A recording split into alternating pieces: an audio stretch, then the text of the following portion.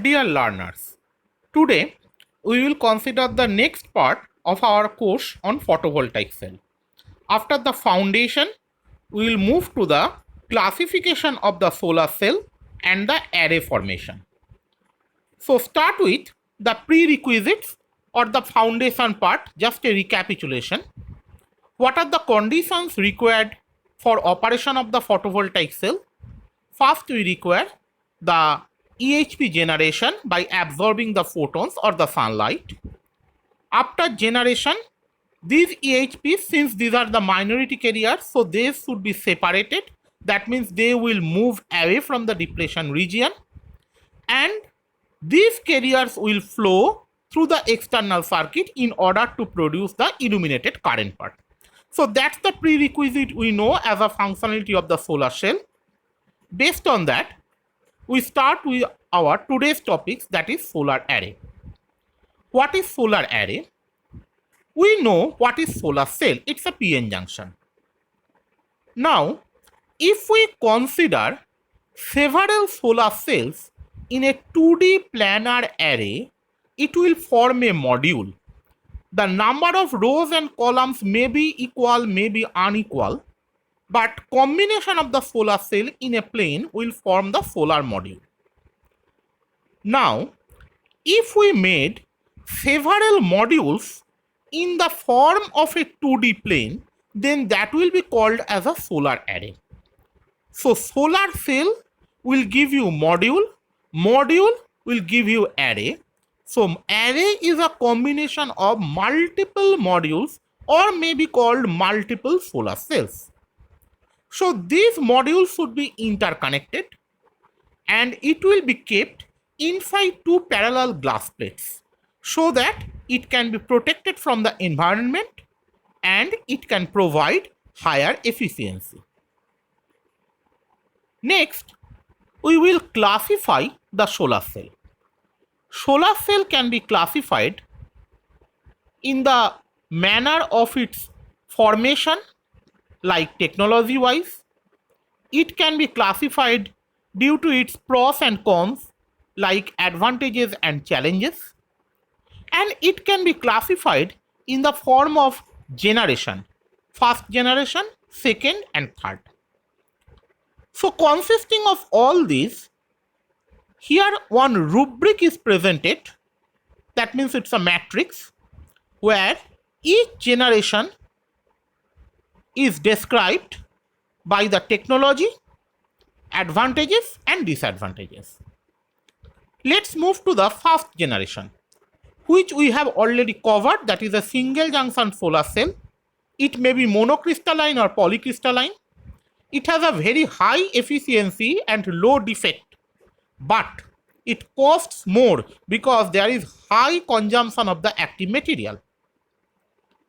In order to reduce the cost problem, second generation solar cells are proposed by thin film using amorphous silicon or some complex semiconductors like cadmium telluride or silicon cesium, like those materials. But the problem is something different. Though it has a low cost, but material utilization is also higher, but the problem lies here the toxicity. So it can't be normally touched by hand or it can be used for household purposes in general.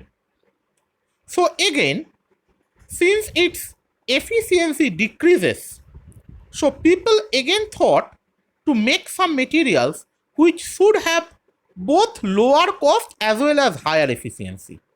So people proposes third generation solar cells which are organic materials. Normal example, dye synthesized solar cell, DSSS. If you search in Google, you will get several DSSS which gives almost 40% efficiency. Very high efficiency, transparent, low cost, non-toxic. But the point is, the lifetime cost, efficiency, these are trade-off required. There is an optimization process. If you want higher lifetime, you have to sacrifice in terms of efficiency and cost.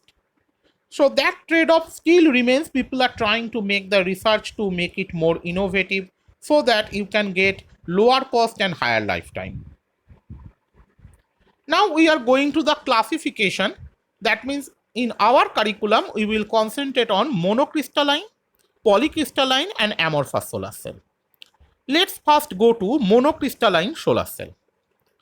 It is produced from pure silicon, that is the single crystal. Single crystal can be made, but it has a very high cost. But single crystal is normally defect free, so the efficiency will be much higher. But if we move to the polycrystalline solar cell,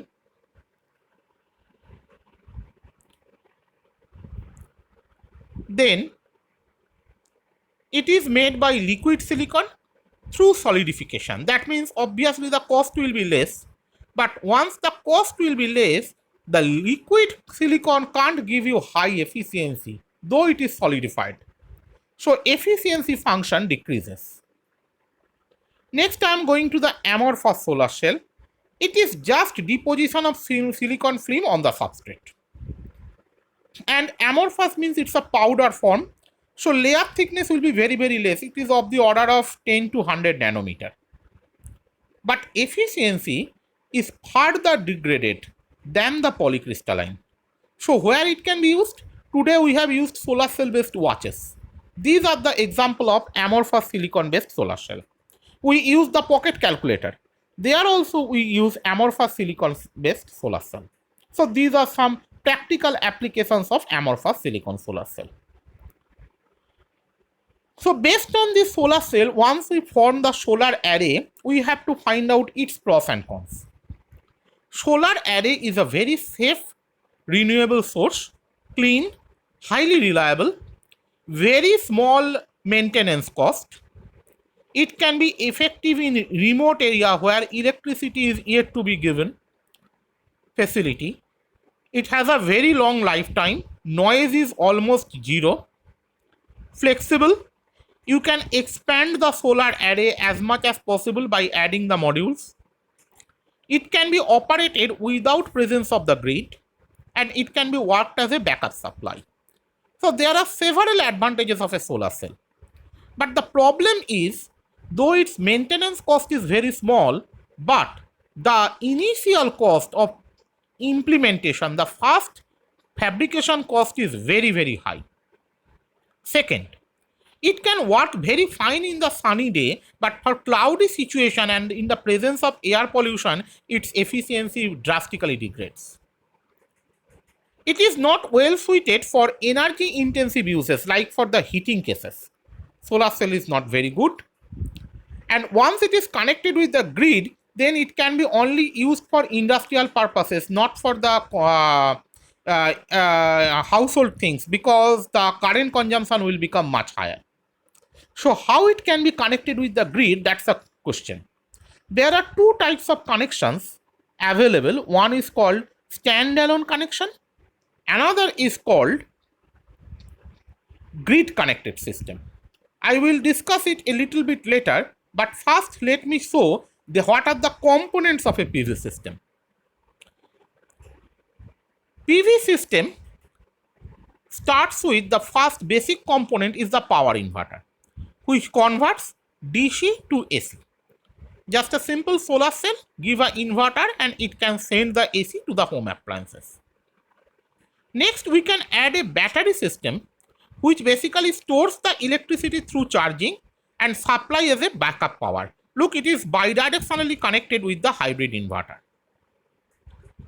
Now, if we feed a charge controller in the same circuit, then the solar inverter is not directly connected with the battery. It is connected with a switchboard which gives the AC to the home appliances, and battery is connected with the charge controller, and charge controller is connected with the switchboard. So switchboard to charge controller to battery, this is the new module we have to insert in our previous figure. So these are the three fundamental components of a PV system. And once we will design this, I have already shown the slide, that is the grid connected system and standalone system, all these components are required. First, I will go to the grid connected system. It's a solar cell connected with an inverter and battery, and it can give you supply separately for essential electrical items as well as for non-essential electrical items, as well as to electrical grids also. So it is basically connected with the utility grid. This system consists of solar panels, inverter and a power conditioning unit. So it is also called grid interactive system. Similarly, standalone system, which is normally used for household. It's a simple photovoltaic cell with a charge controller and battery fed to an inverter and then connected with the household, that means the load. So it produces electrical power to charge banks during the day, which can be also available at the night. This system employs rechargeable batteries, so our effective cost will be much lower. We have already mentioned in the advantage slide, that is, it has insignificant maintenance cost. That's why it is called insignificant cost, because this is used for household purposes, not for commercial or industrial module, where we can use rechargeable batteries to store the electrical energy supplied by the PV panels. So these are the two special type of PV systems we have discussed. That's all for today. Next day we will go to the more details, that is the last part of the solar cell, its functionalities and different applications. Thank you.